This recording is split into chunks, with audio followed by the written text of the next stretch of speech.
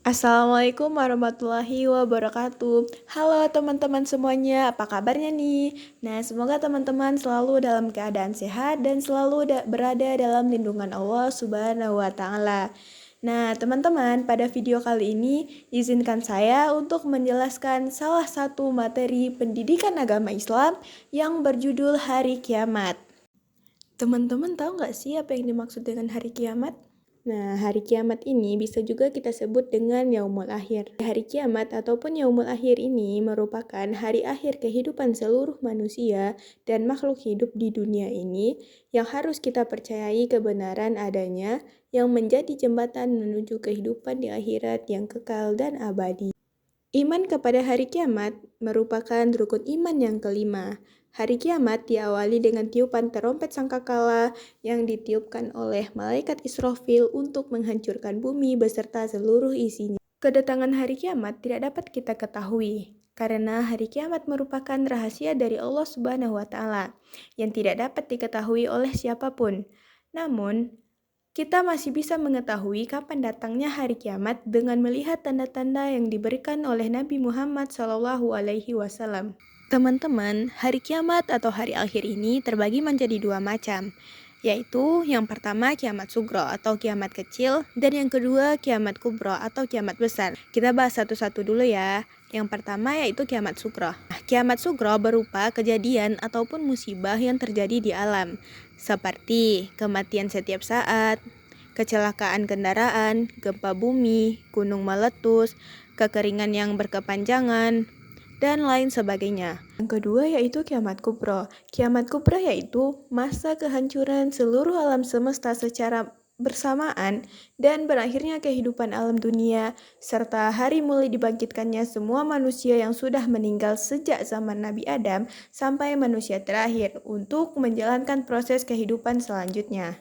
Teman-teman, tadi kan kita sudah mengetahui bahwa hari kiamat itu tidak dapat diketahui oleh siapapun, karena hari kiamat merupakan rahasia Allah. Akan tetapi, kita dapat mengetahuinya dari tanda-tanda yang sudah diberikan oleh Nabi Muhammad SAW. Nah, apa sih tanda-tanda hari kiamat itu? Teman-teman, tanda-tanda hari kiamat ini juga terbagi menjadi dua, yaitu tanda-tanda kecil dan tanda-tanda besar. Nah, yang pertama kita bahas tanda-tanda kecil hari kiamat. Tanda-tanda kecil merupakan kejadian-kejadian yang bersifat umum dan bertahap yang terjadi dalam kehidupan manusia. Nah, contohnya, pertama munculnya fitnah, yang kedua banyaknya kematian mendadak, yang ketiga penurunan ilmu dan munculnya kebodohan, yang keempat munculnya pemimpin yang zalim, yang kelima banyaknya penyebaran kemewahan, dan yang keenam, munculnya banyak bencana alam. Nah, yang kedua yaitu tanda-tanda besar hari kiamat. Tanda-tanda besar merupakan kejadian-kejadian luar biasa yang menunjukkan bahwa kiamat sudah sangat dekat. Tanda-tanda besar ini lebih dramatis dan lebih jelas. Dan setelah beberapa tanda besar muncul, maka hari akhir dapat terjadi dalam waktu yang sangat singkat. Nah, contohnya yang pertama munculnya Dajjal, yang kedua turunnya Nabi Isa atau Nabi Yesus, yang ketiga matahari terbit dari barat, yang keempat munculnya binatang dari bumi, yang kelima kehancuran Ka'bah, dan yang keenam tiga besar peristiwa alam seperti gempa bumi besar di timur, barat, dan jazirah Arab. Teman-teman, setelah terjadinya hari kiamat, maka kehidupan manusia tidak berhenti begitu saja. Akan tetapi, masih ada peristiwa-peristiwa yang akan dilalui oleh manusia setelah hari akhir. Nah, yang pertama itu manusia akan melalui alam barzah. Alam barzah ini disebut dengan alam kubur. Di alam barzah, manusia sudah dapat merasakan balasan amal baik dan buruk. Nah, yang kedua yaitu ada Yaumul Ba'as. Yaumul Ba'as artinya hari kebangkitan. Hari kebangkitan ini merupakan hari bangkitnya kembali seluruh umat manusia sejak Nabi Adam alaihissalam hingga manusia terakhir dari alam kubur setelah malaikat Israfil meniup sangkakala yang kedua. Yang ketiga, ada Yaumul Mahsyar. Yaumul Mahsyar ini bisa kita sebut dengan hari berkumpulnya seluruh umat manusia. Setelah manusia dibangkitkan dari alam kubur, manusia digiring dan dikumpulkan di padang mahsyar. Nah, yang keempat ada Yaumul Mizan. Yaumul Mizan yaitu hari penimbang amal baik dan amal buruk yang dilakukan manusia selama masa hidupnya. Yang kelima, ada Yaumul Hisab. Yaumul Hisab yaitu hari perhitungan amal baik dan buruk yang sudah dilakukan manusia selama hidupnya. Yang keenam, ada Siratul Mustaqim.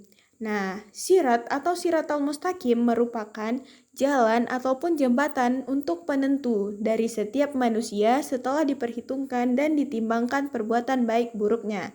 Sirat tersebut menentukan apakah manusia ini termasuk ke dalam surga atau ke dalam neraka. Nah, dan yang terakhir atau yang ketujuh, surga dan neraka.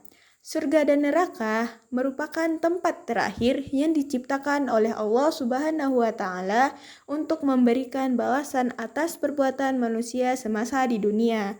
Nah, teman-teman, tadi kan kita sudah belajar mengenai hari kiamat. Nah, dari yang sudah kita pelajari tadi, teman-teman tahu nggak sih hikmah apa yang bisa kita dapat dari mempelajari hari kiamat? Nah, jadi teman-teman, ada beberapa hikmah yang bisa kita ambil dari mempelajari hari kiamat. Yang pertama, dengan mempelajari hari kiamat, dapat menyadarkan kita bahwa kehidupan dunia ini hanyalah sementara dan untuk selanjutnya kita akan hidup di akhirat untuk selama-lamanya. Nah, yang kedua, dapat mendorong kita untuk selalu berbuat baik dan menjauhi perbuatan dosa. Yang ketiga, dapat meningkatkan ketakwaan kita kepada Allah. Yang keempat, dengan mempelajari hari kiamat, maka itu dapat memperbaiki akhlak dan menjauhi perbuatan-perbuatan yang tidak baik. Dan yang kelima, dapat meningkatkan pengharapan dan keinginan untuk memperoleh surga. Karena kita ingin masuk surga, maka kita akan melakukan perbuatan-perbuatan yang baik dan mencoba menghindari perbuatan-perbuatan yang buruk. Nah, jadi teman-teman, setelah kita mempelajari hari kiamat tadi, maka dapat kita ketahui bahwa dunia ini hanyalah tempat kita sementara, dan akhirat merupakan tempat kita untuk selama-lamanya.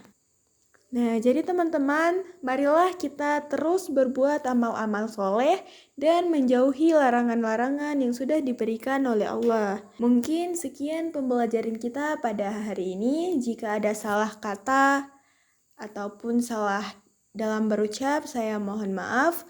Wabillahi taufik wa hidayah. Wassalamualaikum warahmatullahi wabarakatuh.